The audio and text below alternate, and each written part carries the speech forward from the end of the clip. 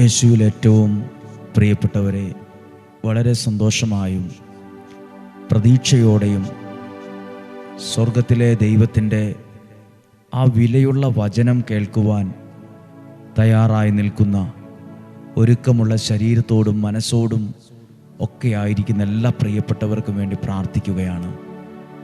ഈ വചനം കേൾക്കുന്നവർ മാത്രമല്ല, ഈ വചനം അനുഗ്രഹം എന്ന ഈ ശുശ്രൂഷാലയത്തോട് ചേർന്ന് ശുശ്രൂഷ ചെയ്യുന്നവരും കൂടിയാണ്.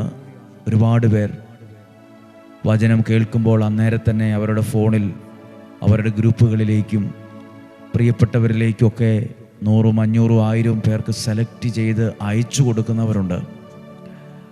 അതെല്ലാം ഈ ഡെയിലി ബ്ലെസ്സിങ്ങിൻ്റെ ശുശ്രൂഷകർ കൂടിയാണ്. നിങ്ങളും ഈ ശുശ്രൂഷയുടെ ഭാഗമാണ്. ഞങ്ങൾ നിങ്ങൾക്ക് വേണ്ടി പ്രാർത്ഥിക്കുന്നുണ്ട്. നിങ്ങളുടെ കരങ്ങളും ദൈവകരങ്ങൾക്ക് തുല്യമായി മാറുന്നു. നിങ്ങളുടെ നിയോഗങ്ങൾക്ക് വേണ്ടി പ്രാർത്ഥിക്കുന്നു. ഇന്ന് ഈ ആലയത്തിൽ ഈ വർഷം നിയോഗം സമർപ്പിച്ചവർ, വന്നു പോകുന്നവർ എല്ലാവരെയും ഓർത്ത് പ്രാർത്ഥിക്കുന്നു. കൽക്കുരിശിൽ എണ്ണയൊഴിച്ച് പ്രാർത്ഥിച്ചവർ, വിശുദ്ധ യൂദാശ്ലീഹയുടെ മാധ്യസ്ഥതയിൽ നിയോഗം എഴുതി സമർപ്പിക്കുന്നവർ, നൊവേനയിൽ പങ്കെടുക്കുന്നവർ എല്ലാവരെയും ഓർക്കുന്നു. വ്യാഴം വെള്ളി ദിവസങ്ങൾ ഒത്തിരി അനുഗ്രഹത്തിൻ്റെയും നന്മയുടെയും വിടുതലിൻ്റെയും സൗഖ്യത്തിൻ്റെയും ദിവസമാക്കി ദൈവത്തിൻ്റെ പരിശുദ്ധാത്മാവ് മാറ്റുന്നു. ഒത്തിരി നന്ദി പറയുന്നു. നിങ്ങളുടെ കുഞ്ഞുങ്ങൾക്ക് വേണ്ടിയുള്ള പ്രാർത്ഥന എന്നും തുടരുന്നു. ഇന്ന് പ്രതീക്ഷയോടെ പ്രാർത്ഥനയോടെ നമുക്ക് ആ ദൈവവചനം നമുക്ക് ശ്രവിക്കാം.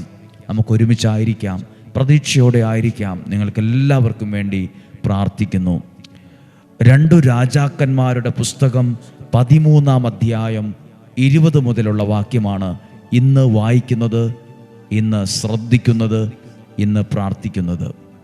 2 രാജാക്കന്മാരുടെ പുസ്തകം 13-ാം അധ്യായം 20-ാമത്തെ വാക്യം മുതൽ. ഏലീഷ മരിച്ചു. ആരാണ് ഏലീഷ? ഇരട്ടി അഭിഷേകത്തിന് വേണ്ടി പ്രാർത്ഥിച്ച ആളാണ് ഏലീഷ. അങ്ങയുടെ ആത്മാവിൻ്റെ ഇരട്ടി പങ്ക് എനിക്ക് വേണം എന്ന് പറഞ്ഞ് പ്രാർത്ഥിച്ച ആളാണ് ഏലീഷ.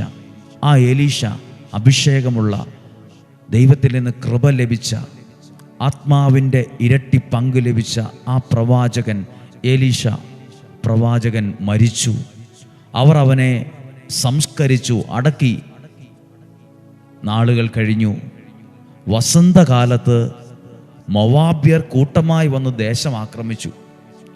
ആ ദേശത്തൊരു യുദ്ധമുണ്ടായി. ഈ ഏലീഷയെ അടക്കിയ ആ സ്ഥലത്ത് മൊവാബ്യർ ആക്രമിക്കാൻ വന്നു. ഒരുവനെ സംസ്കരിക്കാൻ കൊണ്ടുപോകുമ്പോൾ ആക്രമിക സംഘത്തെ കണ്ട് അവർ ജഡം ഏലീഷയുടെ കല്ലറയിലേക്ക് എറിഞ്ഞു. ഇത് ചിന്തിക്കേണ്ട ഒരു കാര്യമാണ്. ഏലീഷയെ മരിച്ചു. ഏലീഷയെ ഒരു സ്ഥലത്ത് അടക്കി.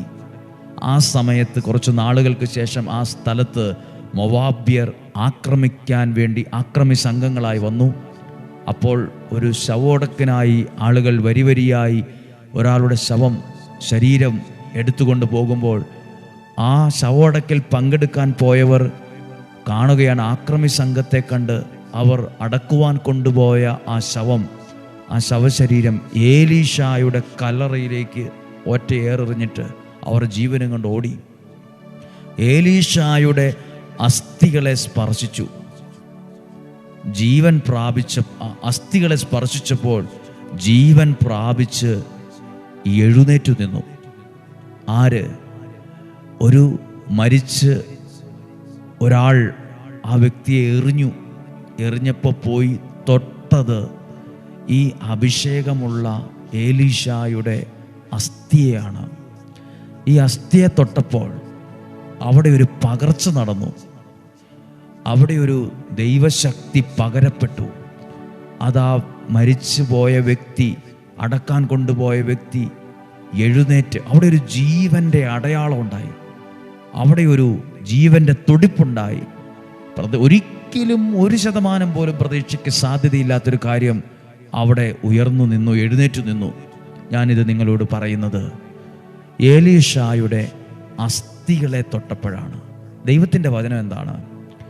ദൈവത്തിൻ്റെ വചനം അഭിഷേകത്തിൻ്റെ ശക്തിയുള്ള ജീവനുള്ള വചനമാണ്. ഒരു പ്രവാചകൻ്റെ അസ്ഥിയെ തൊട്ടപ്പോൾ അവിടെ ഒരു ചലനം ഉണ്ടായെങ്കിൽ, അവിടെ ഒരു ജീവനുണ്ടായെങ്കിൽ, അവിടെ ഒരു തുടിപ്പുണ്ടായെങ്കിൽ, ജീവൻ്റെ വചനം നിങ്ങളെ തൊടുമ്പോൾ, ഇത് നിങ്ങളുടെ കുടുംബത്തെ തൊടുമ്പോൾ, നിങ്ങളുടെ നിയോഗത്തെ തൊടുമ്പോൾ, ഇതിലെത്രയോ വലിയ അത്ഭുതങ്ങൾ ഇന്നും സംഭവിക്കുകയില്ലേ? അതാണല്ലോ ഇന്ന് നടക്കുന്നത്, അതാണല്ലോ ഇന്ന് സംഭവിക്കുന്നത്. ലക്ഷക്കണക്കിന് ആളുകൾ ഇതുപോലെ വചനം കേൾക്കുന്നത് എന്തുകൊണ്ടാണ്? ഈ സമയത്ത് ഈ 10,000-കണക്കിന് ആളുകൾ ഇന്ത്യൻ സമയം 5:30 വചനം കേൾക്കാൻ കാരണം എന്താണ്? ഈ വചനം നിങ്ങളെ തൊടുമ്പോൾ ഒരു ശക്തി വന്ന് നിറയുന്നത് പോലെ, ഒരു സന്തോഷം, ഒരു പ്രത്യാശ, ഒരു ധൈര്യം, ചില കാര്യങ്ങളിൽ മുന്നോട്ട് പോകാനുള്ള ഉണർവ്, ബലം, അനുഗ്രഹം, അഭിഷേകം എല്ലാം നൽകുന്ന അനുഭവം ഈ വചനം നിങ്ങളെ തൊടുമ്പോൾ ഉണ്ടാകുന്നു. പ്രിയപ്പെട്ടവരെ, അസ്ഥികൾ നമ്മളെ തൊടുന്ന സമയമല്ല ഇത്. ജീവനുള്ള ദൈവത്തിൻ്റെ വചനം നിങ്ങളെ തൊടുന്ന സമയമാണ്. നിങ്ങൾ പ്രാർത്ഥിക്കാൻ വച്ച വിഷയത്തെ തൊടുന്ന സമയമാണ്. നിങ്ങളുടെ തകർന്ന സാഹചര്യത്തെ തൊടുന്ന സമയമാണ്. എലീഷായുടെ അസ്ഥിയെ തൊട്ടത് ജീവനില്ലാത്തൊരു ശവശരീരമാണ്. അവർ വലിച്ചെറിഞ്ഞപ്പോൾ ചെന്ന് തൊട്ടു എന്നാണ്. പ്രിയപ്പെട്ടവരെ, നമ്മൾ നമ്മുടെ ജീവിതത്തെ ദൈവകരങ്ങളിൽ ഒന്ന് കൊടുത്തിട്ട് പറ, കർത്താവേ, അങ്ങയുടെ വചനം ഇന്നെന്നെ സ്പർശിക്കണം. എനിക്കൊരു രോഗമുണ്ട്, ആ രോഗത്തിന് സൗഖ്യമാകത്തക്ക വിധം ആ സൗഖ്യം എന്നെ തൊടണം. ആ വചനത്തിൻ്റെ ശക്തി എന്നെ തൊടണം. എനിക്ക് ഈ കാര്യത്തിൽ ഒരു സ്റ്റെപ്പ് മുന്നോട്ട് പോകാൻ പറ്റുന്നില്ല. മുഴുവൻ തടസ്സങ്ങളാണ്, പ്രതിസന്ധികളാണ്. എനിക്ക് അങ്ങയുടെ വചനം എന്നെ സ്പർശിക്കണമേ. ഈ വ്യക്തിക്കൊരു മാനസാന്തരമില്ല. ഈ വ്യക്തിയുടെ സ്വഭാവം, പെരുമാറ്റം, പ്രവൃത്തി ഇങ്ങനെയാണ്. അതിലൂടെ ഞങ്ങൾ ഒരുപാട് ബുദ്ധിമുട്ടുന്നുണ്ട്. നിങ്ങൾ പ്രാർത്ഥിക്കുക, വചനം അവരെ തൊടണമേ. ഈ വചനം ഈ തകർന്ന സാഹചര്യത്തെ തൊടണമേ. ജീവൻ നഷ്ടപ്പെട്ട ഒരാളുടെ ശവശരീരമാണ് ഈ അസ്ഥി തൊട്ടത്, അല്ലെങ്കിൽ അസ്ഥിയെ വന്ന് സ്പർശിച്ചത്. അവിടെ ജീവൻ്റെ ഒരു തുടിപ്പുണ്ടായി, ജീവൻ്റെ ഒരു പകർച്ചയുണ്ടായി. പ്രിയപ്പെട്ടവരെ, അതിലെത്രയോ 10 മടങ്ങ് ശക്തിയുള്ള ദൈവത്തിൻ്റെ വചനമാണ് നമ്മുടെ ചെവികളിൽ കേട്ടുകൊണ്ടിരിക്കുന്നത്, ജീവിതത്തിൽ മുഴങ്ങിക്കൊണ്ടിരിക്കുന്നത്. അതുകൊണ്ടാണ് പ്രിയപ്പെട്ടവരെ, അനുഗ്രഹം എന്ന ആലയത്തിൽ വന്ന് പ്രാർത്ഥിക്കുമ്പോൾ പ്രസിദ്ധരോ പ്രഗത്ഭരോ കഴിവുള്ളവരോ കുലീനരോ ഒന്നുമില്ല. സാധാരണക്കാരും നിസ്സാരരും പാപികളും മണ്ണും ചെളിയുമായ കുറേ ശുശ്രൂഷകരും സാധാരണക്കാരൊക്കെയാണ് ഞങ്ങളെല്ലാവരും. പക്ഷെ ഇവിടെ നിന്ന് പറയുന്ന വചനം, ഇവിടെ നിന്ന് ഉയരുന്ന വചനം അനേകരുടെ ജീവിതങ്ങളെ തൊടുന്നു, അനേകരുടെ പ്രാർത്ഥനകളെ തൊടുന്നു. അതാണ് ഇവിടെ നടക്കുന്നത്. ആ വചനം തൊടുമ്പോൾ, ഏതെങ്കിലും ഒരു മനുഷ്യൻ കൈവച്ച് പ്രാർത്ഥിക്കുമ്പോൾ നടക്കുന്ന അത്ഭുതമൊന്നും അല്ല ഇവിടെ നടക്കുന്നത്. ദൈവവചനം അവരെ തൊടുന്നു. അത് ഓൺലൈനിലൂടെ ആണെങ്കിലും നിങ്ങൾ കേൾക്കുന്ന നിങ്ങളെ ദൈവത്തിൻ്റെ വചനം സ്പർശിക്കുന്നു. അത് നിങ്ങളുടെ കുടുംബത്തിൽ ഒരു ഉയർത്തെഴുന്നേൽപ്പിന് കാരണമാകുന്നു. അത് നിങ്ങളുടെ സാമ്പത്തികത്തിനകത്ത് ഒരു ഉയർത്തെഴുന്നേൽപ്പിന് കാരണമാകുന്നു. നിങ്ങൾ ആ വാക്യം വായിച്ചോ? ആ ശവശരീരം ആ അസ്ഥികളെ സ്പർശിച്ചപ്പോൾ ജീവൻ പ്രാപിച്ച് എഴുന്നേറ്റു നിന്നു എന്ന് പറഞ്ഞാൽ അവിടെ ഒരു ഉയർത്തെഴുന്നേൽപ്പുണ്ടായി. ആരാ പറഞ്ഞത്? എൻ്റെ ജീവിതം എന്നേക്കുമായി അവസാനിച്ചു, ഇനി ഒരിക്കലും ഒരു ഉയർത്തെഴുന്നേൽപ്പില്ല എന്ന്. എനിക്ക് ഏജ് ഇത്രയായി, പ്രായം ഇത്രയായി, എൻ്റെ കഴിവൊക്കെ നഷ്ടപ്പെട്ടു, ആ എക്സ്പീരിയൻസ് ഇല്ല, ആ ഭാഷ കൈകാര്യം ചെയ്യാൻ കഴിവില്ല, എല്ലാം നഷ്ടപ്പെട്ടു. ഇന്നും ഏകദേശം എൻ്റെ അവസ്ഥയും ഞാൻ പറയുന്നതും ഇതുപോലാണെങ്കിലും നിനക്കൊരു ഉയർത്തെഴുന്നേൽപ്പുണ്ട്, എനിക്കൊരു ഉയർത്തെഴുന്നേൽപ്പുണ്ട്. എല്ലാം പറഞ്ഞ് എടുത്തെറിഞ്ഞ വിഷയമായിരിക്കും. ഇനി എവിടെയെങ്കിലും കിടക്കട്ടെ, പോയേക്കാമെന്ന് വിരിച്ച് എടുത്തെറിഞ്ഞൊരു കാര്യമായിരിക്കും. പക്ഷേ അത് നാളുകളിൽ അതേ തൊടുന്നത്, ഞാൻ കഴിഞ്ഞ പ്രാവശ്യം എഴുതി തള്ളിയ ഒരു വിഷയമായിരിക്കാം, ഉപേക്ഷിച്ചൊരു കാര്യമായിരിക്കാം, ചീഞ്ഞു പോവുകയുള്ളൂ എന്ന് വിചാരിച്ചൊരു കാര്യമായിരിക്കാം. പക്ഷെ അതിൽ ഈ അഭിഷേകത്തിൻ്റെ ഇരട്ടി പങ്കുള്ള അസ്ഥിയുടെ ഒരു സ്പർശനമുണ്ടായപ്പോൾ ജീവൻ്റെ ഒരു തുടിപ്പ് അവിടെ പകരപ്പെട്ടതുപോലെ, പ്രിയപ്പെട്ടവരെ, ദൈവത്തിൻ്റെ വചനം, ശക്തിയുള്ള വചനം, ജീവനുള്ള വചനം, ഇന്നും പ്രവർത്തിക്കുന്ന വചനം, ഇന്നും ജീവിക്കുന്ന ദൈവത്തിൻ്റെ വചനം നിങ്ങളെ തൊടാതിരിക്കില്ല, നിങ്ങളുടെ കുടുംബത്തെ തൊടാതിരിക്കില്ല. അത് തൊടുമ്പോൾ നിങ്ങളിൽ ഒരു ഉയർത്തെഴുന്നേൽപ്പുണ്ടാകും, നിങ്ങൾ ആ അവസ്ഥയിൽ നിന്ന് ഉയർത്തെഴുന്നേൽക്കും. നമുക്കിന്ന് പ്രാർത്ഥിക്കാം. ഇന്ന് ചൊവ്വാഴ്ചയാണ്. ഇന്ന് വചനം കേട്ട് എല്ലാവരെയും ഓർക്കുന്നു. സാധ്യമായ എല്ലാവർക്കും ഈ വചനമൊക്കെ കൊടുക്ക്.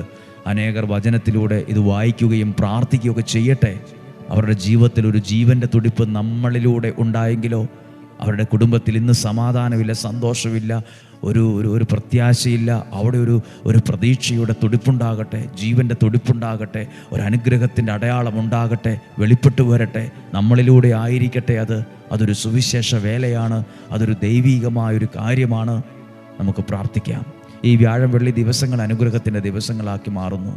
പരിശുദ്ധാത്മാവ് മാറ്റുന്നു. ഇന്ന് പറഞ്ഞതുപോലെ ദൈവവചനം തൊടുമ്പോൾ അനേകരുടെ ജീവിതമാണ് മാറുന്നത്, അനേകരുടെ ജീവിതത്തിലാണ് വിടുതലുകൾ സംഭവിക്കുന്നത്. അത് ഞാൻ എപ്പോഴും വിശ്വസിക്കുന്നു. ഇന്ന് പ്രാർത്ഥിക്കുമ്പോൾ നിങ്ങളും പ്രാർത്ഥിക്കുക, കർത്താവേ, എനിക്കും അങ്ങയുടെ വചനത്തോട് ചേർന്ന് നിൽക്കാനുള്ള കൃപ തരണമേ എന്ന് പ്രാർത്ഥിക്കുക. 2, വ്യാഴാഴ്ച ആരെങ്കിലും വരാൻ ആഗ്രഹിക്കുന്നെങ്കിൽ നേരത്തെ കൂട്ടി ബുക്ക് ചെയ്യുക. വെള്ളിയാഴ്ച ആർക്ക് വേണമെങ്കിലും വരാം. ഇവിടെയുള്ള സ്ഥലതാമസ സൗകര്യങ്ങൾ കുറവായതുകൊണ്ടാണ് അങ്ങനെ പറയുന്നത്. വ്യാഴാഴ്ച ബുക്ക് ചെയ്തവർക്ക് വരാം. വെള്ളിയാഴ്ച രാവിലെ ആർക്ക് വേണമെങ്കിലും ഏകദിന ശുശ്രൂഷകൾക്ക് വരാം. 2 ദിവസത്തെ ധ്യാനമാണ് അനുഗ്രഹമായി മാറുന്നത്. വ്യാഴാഴ്ച വിശുദ്ധ യൂദാശ്രീയുടെ മാധ്യസ്ഥതയിൽ നൊവേന ചൊല്ലി പ്രാർത്ഥിച്ച് നിയോഗം സമർപ്പിച്ച് പ്രാർത്ഥിക്കുന്നു. ഒരുപാട് പേർക്ക് അനുഗ്രഹമാകുന്നു. കൽക്കുരിശിൽ എണ്ണയൊഴിച്ചും എഴുതി വച്ചും പ്രാർത്ഥിക്കുന്നവരുണ്ട്. എല്ലാവരെയും ഓർക്കുന്നു, പ്രാർത്ഥിക്കുന്നു. വെള്ളിയാഴ്ച രാവിലെ 5 മണിക്ക് തമിഴ് ഭാഷയിൽ ഡെയിലി ബ്ലെസ്സിങ്, തമിഴ് ഭാഷയിൽ 5 മണിക്ക് 2-3 മിനിറ്റാണ്. അത് എല്ലാം പൂർണ്ണമായും തമിഴ് അറിയാം എന്ന അർത്ഥത്തിലല്ല, പഠിച്ചു വരുന്നൊരു സാഹചര്യമാണ്. തെറ്റുകൾ ക്ഷമിക്കുക. എങ്കിലും സാധ്യമായവർ, ആ ദേശത്തുള്ളവർ എന്നെ കേൾക്കുന്നെങ്കിൽ പ്രാർത്ഥിക്കുക, സഹകരിക്കുക. ദൈവം നിങ്ങളെ അനുഗ്രഹിക്കട്ടെ. ഈശോയുടെ നല്ല ആശീർവാദം സ്വീകരിക്കാം. നമ്മുടെ കർത്താവ് ഈശോ മിശിഹായുടെ കൃപയും പിതാവായ ദൈവത്തിൻ്റെ സ്നേഹവും പരിശുദ്ധാത്മാവിൻ്റെ സഹവാസവും നിങ്ങളോടുകൂടെ ഉണ്ടായിരിക്കട്ടെ, നിങ്ങളുടെ കുടുംബത്തിലുണ്ടായിരിക്കട്ടെ. രോഗങ്ങളിൽ നിന്നും, അപകടങ്ങളിൽ നിന്നും, ദുർമരണത്തിൽ നിന്നും, മൂപ്പെത്താത്ത മരണത്തിൽ നിന്നും, ചതിയിൽ നിന്നും, വഞ്ചനയിൽ നിന്നും, നിരാശയിൽ നിന്നും സ്വർഗത്തിലെ ദൈവം എന്നെയും നിങ്ങളെയും അത്ഭുതകരമായി സഹായിക്കട്ടെ, സംരക്ഷിക്കട്ടെ. ദീർഘായുസ്സും ആരോഗ്യവും സന്തോഷവും സമാധാനവും ദൈവം നൽകട്ടെ. എല്ലാവിധ നന്മകളും നിങ്ങൾക്കുണ്ടാകട്ടെ. സ്വർഗത്തിലെ എല്ലാ നന്മകളാലും നിങ്ങളുടെ ജീവിതവും കുടുംബവും അനുഗ്രഹമായി തീരട്ടെ. സന്തോഷം, സമാധാനം നിറയട്ടെ. ദീർഘായുസ്സും ആരോഗ്യവും ഉണ്ടാകട്ടെ. നല്ല ജോലി, നല്ല വീട്, നല്ല നന്മയുള്ള തീരുമാനം ഒക്കെ നിങ്ങളുടെ ജീവിതത്തിൽ ഉണ്ടാകട്ടെ. നിങ്ങൾ രക്ഷപ്പെട്ടു വരണം, അനുഗ്രഹത്തിൽ കയറി വരണം. അതിനുവേണ്ടി പ്രാർത്ഥിക്കുന്നു, അനുഗ്രഹിച്ച് പ്രാർത്ഥിക്കുന്നു. യേശുവിൻ്റെ നാമത്തിൽ ഇപ്പോഴും എപ്പോഴും എന്നേക്കും ആമേൻ. ദൈവസമർത്ഥമായിട്ട് അനുഗ്രഹിക്കട്ടെ. നല്ലൊരു ദിവസം, നല്ലൊരു സമയം നിങ്ങൾക്ക് ആശംസിക്കുന്നു. സാധ്യമായ എല്ലാവർക്കും അയച്ചു കൊടുക്കുക. നിങ്ങൾക്ക് വേണ്ടി പ്രാർത്ഥിക്കുന്നു. നാളെയും 5:30 ഒരുമിച്ച് നമുക്ക് കാണാം, ഒരുമിച്ച് പ്രാർത്ഥിക്കാം. സ്വർഗത്തിലെ ദൈവം എന്നെയും നിങ്ങളെയും അത്ഭുതകരമായ വിധത്തിൽ സഹായിക്കട്ടെ. ആമേൻ.